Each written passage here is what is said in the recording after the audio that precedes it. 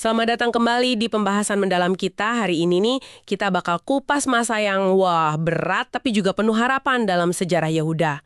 Era pembuangan di Babel, terus periode setelahnya gitu. Sumber kita ringkasan pesan para nabi kunci di masa itu. Nah, tujuan kita apa? Kita mau gali nih, inti pesan mereka tuh apa sih dan relevansinya buat Anda hari ini, apalagi kalau lagi ngerasa jauh atau kering gitu secara rohani. Coba deh bayangin situasinya. Yerusalem hancur lebur, bait Allah rata tanah. Banyak banget orang diasingkan, dibuang jauh. Pasti rasanya kayak, wah Tuhan udah ninggalin kita nih. Nah, justru di saat paling gelap gini, suara para nabi ini jadi penting banget. Yuk kita bedah beberapa. Pertama, ada Yeremia. Yang sering dapat julukan Nabi Peratap itu kan ya, dia udah ingetin dari sebelum pembuangan soal akibat kalau nggak taat. Tapi yang unik, dia juga bawa pesan harapan yang, luar biasa. Kita sering dengar lah Yeremia 29 ayat 11 itu, aku tahu rancangan-rancangan apa yang ada padaku mengenai kamu, rancangan damai sejahtera. Gitu kan? Tapi menariknya bukan cuman itu aja ya. Betul sekali. Yang bikin pesan itu ngena banget itu konteksnya.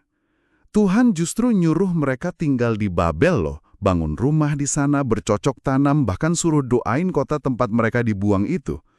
Jadi harapan di sini tuh bukan soal, wah ayo kabur dari masalah.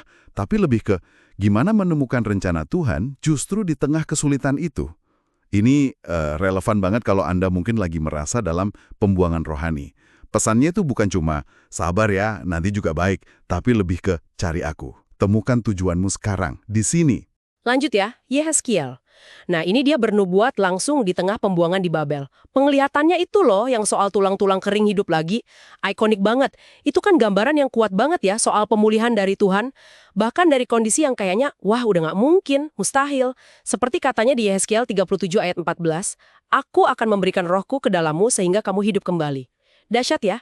Iya, dan ini langsung nyambung banget ke kondisi kita pas lagi merasa kering.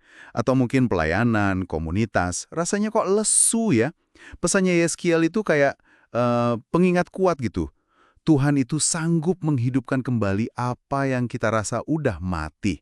Jadi pertanyaannya bukan seberapa kering sih kondisi kita, tapi lebih ke kita percaya nggak sama rohnya yang bisa kasih kehidupan baru itu. Oke, sekarang kita ke Daniel. Sosok yang, wah luar biasa ini, dia hidup di pusat kekuasaan asing gitu kan, Babel terus Persia, dikelilingi budaya tekanan yang beda banget. Tapi dia tetap setia, bijaksana, dan imannya itu nggak kompromi. Mantap. Ingat kan pesannya di Daniel 11 ayat 32, orang yang mengenal Allahnya akan tetap kuat dan bertindak. Kuncinya di mengenal dan bertindak itu ya. Nah, ini tantangan banget buat kita di zaman sekarang ya. Seringkali kan dunia nawarin kompromi nilai gitu. Kisah Daniel itu ngajarin kita bukan cuma soal bertahan pasif aja, tapi aktif bertindak. Berdasarkan apa? Ya berdasarkan pengenalan kita sama Tuhan. Gimana caranya kita bisa tetap berintegritas? Tetap tekun berdoa kayak Daniel. Dan bawa hikmat Tuhan di kerjaan, di lingkungan kita. Ini soal hidup yang autentik gitu loh. Karena kita benar-benar kenal siapa Tuhan kita. Nah, ini nih. Setelah 70 tahun pembuangan kan sebagian umat boleh pulang tuh ke Yerusalem. Tapi, pas sampai sana semangatnya malah kendor. Lihat kehancuran di mana-mana. Disinilah peran Hagai sama Zakaria muncul. Hagai itu negornya lumayan keras ya. Dia bilang, kok kalian sibuk bangun rumah sendiri bagus-bagus, sementara rumah Tuhan dibiarin hancur. Itu di Hagai 1 ayat 4. Pertanyaan soal prioritas yang jelek nusuk banget. Dan ini pas banget kalau Anda lagi proses membangun kembali sesuatu. Mungkin iman pribadi, keluarga, pelayanan, apa aja lah. Tuhan itu nggak nyari kekuatan kita kok. Tapi hati yang rela, prioritas yang benar, dan kesadaran bahwa kita ini butuh kuasa rohnya, bukan ngandelin diri sendiri. Terakhir Maleahi, dia ini nabi penutup perjanjian lama, sebelum masuk ke masa 400 tahun yang sering disebut masa sunyi itu ya. Dia datang dengan teguran yang cukup pedas juga nih, soal ibadah yang asal-asalan, persembahan yang dikasih yang cacat, hati yang suam-suam kuku. Tapi, di sisi lain, dia juga menubuatkan kedatangan utusan Tuhan. Di Maleahi 3 ayat 1. Ini jadi kayak lampu kuning ya buat kita sekarang. Peringatan penting, jangan sampai kita kejebak cuma di formalitas agama aja, tapi hatinya nggak di situ. Tuhan itu cari hubungan yang tulus, ibadah yang sungguh-sungguh.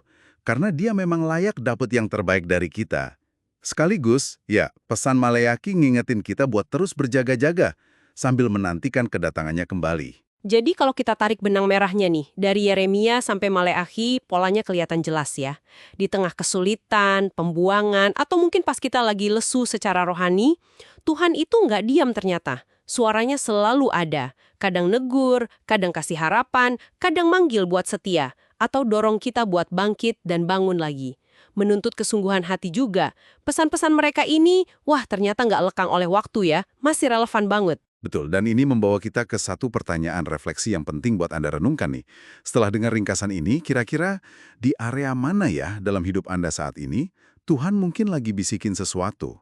Mungkin panggilannya kembali, atau bangkit dong dari kekeringan ini, atau ayo bangun lagi apa yang udah runtuh itu. Coba deh pikirkan sebentar.